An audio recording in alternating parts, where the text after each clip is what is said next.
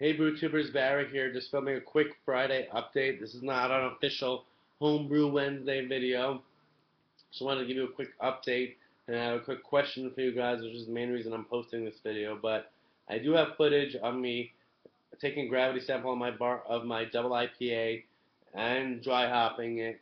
But since it's already Friday, I just thought instead of editing together a video and posting it on Friday, I thought I'd just give you some updates and then save that footage for next week's Homebrew Wednesday.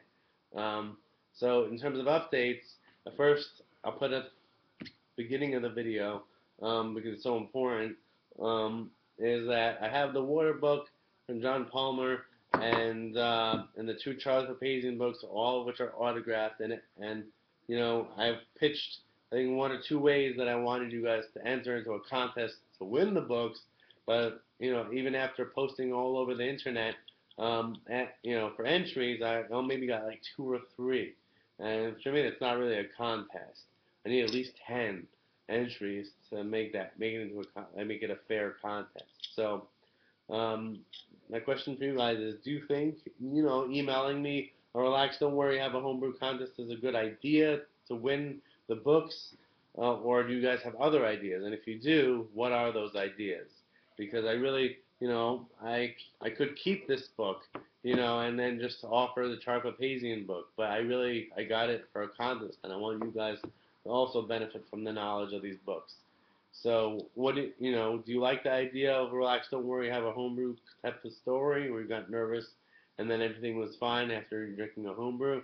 Or do you have another idea like a random number generator or something like that? So comment below on that. Then in terms of updates, beyond the fact that, as I said, I, uh, I took a gravity sample and racked my double IPA to secondary with dry hops. Um, this past Tuesday, I went to my local homebrew club meeting, the New York City Homebrewers Guild. One of the few clubs I'm a part of, besides for the Bitterness or Swap and Bronx Homebrewers and stuff like that. I try to go to at least 2 meetings a month. Um, on the meeting on Tuesday, they had a barrel competition where the winning beer they would buy a barrel as a club and fill it, and a bunch of brewers would brew that winner's beer. And I didn't win. I entered my Oak Aged barley wine, but the winners, all top three, I tasted afterwards, and they were all awesome. But from people trying my beer after the contest was over, because I brought extra beer just in case I won, I got some good feedback. And next time I oak a barley wine, I know, that I want the beer to attenuate down more, and I want to use a little less oak. So it was really good to get constructive criticism, in that atmosphere. But I did also bring my breakfast stout with me, and everyone loved it. So that really kind of saved the night for me. Because although my barley wine didn't win, everyone still liked the barley wine, but they loved my stout. So, and especially one person who I should mention actually, every year the club, for all due-paying members, they offer free classes for the BJCP judge course.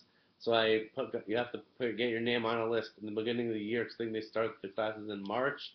But you gotta get your name on the list right away at the January or February meeting to get a spot.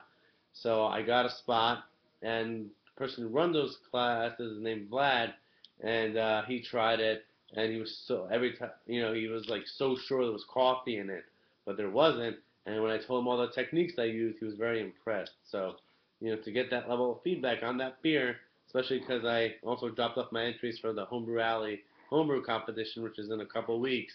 I really that saved the night for me. So I really hope not only my breakfast album, my other four beers that I entered will do well. And once I get the results, of course, I'll share them with you. But another thing I took out of the meeting was the special guest speaker was a guy named P.J. Allen, who's the brewer at a local brew pub called Keg and Lantern, which opened this past August.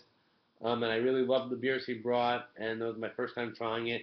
And during his presentation, he was talking about how he's looking for a cellarman to help him, transferring beers, taking care of the draft system and the bright tanks and all that.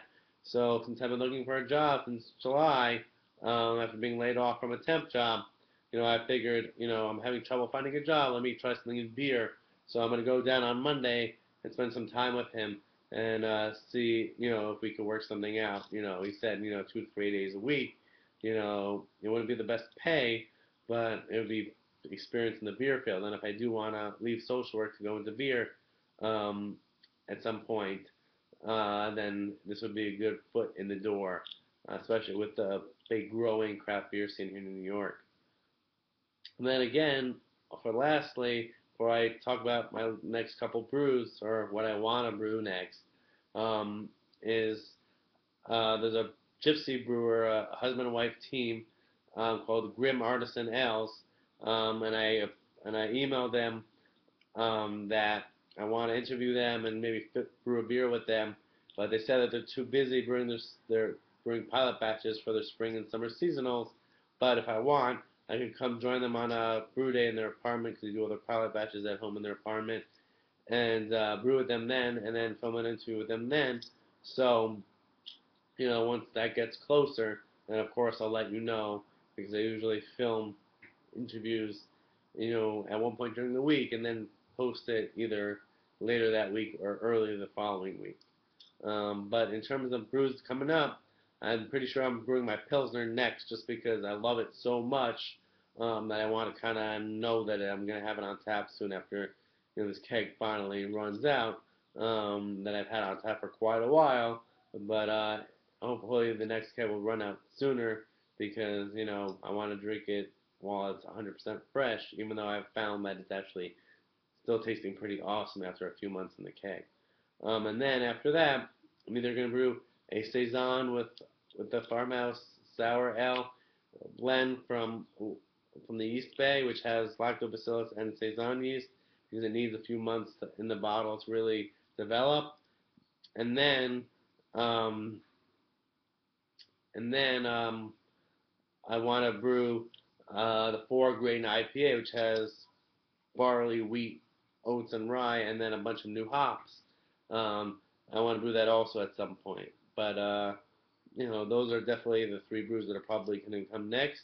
And again, next week's Homebrew Wednesday, I'll post more footage from my double IPA stuff. And I look forward to keeping you guys more updated this year and sharing more experience with you guys as the year goes on. Cheers, and I hope all is well with your brewing, yourself, and your family, and have a great weekend.